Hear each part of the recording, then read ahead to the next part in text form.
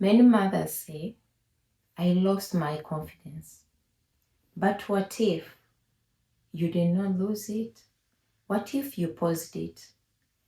I remember as a mom, I had moments, no matter how I dressed, I didn't feel smart. I didn't feel myself.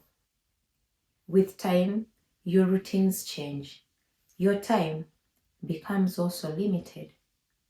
So naturally, the version of you that felt confident gets quiet, becomes silent. You stop doing the things that made you feel strong, things which made you feel happy. You stop socializing. You stop showing up. You stop even chasing your goals, which give you direction.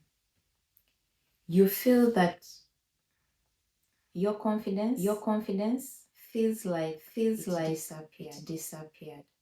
No, because confidence isn't something that vanishes forever. It is something that returns when you start to show up.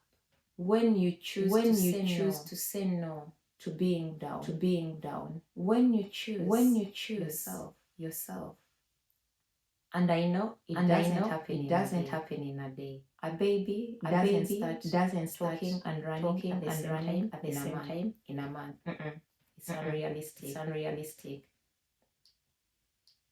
Small steps brings it back. One decision, one boundary, one new habit, one goal.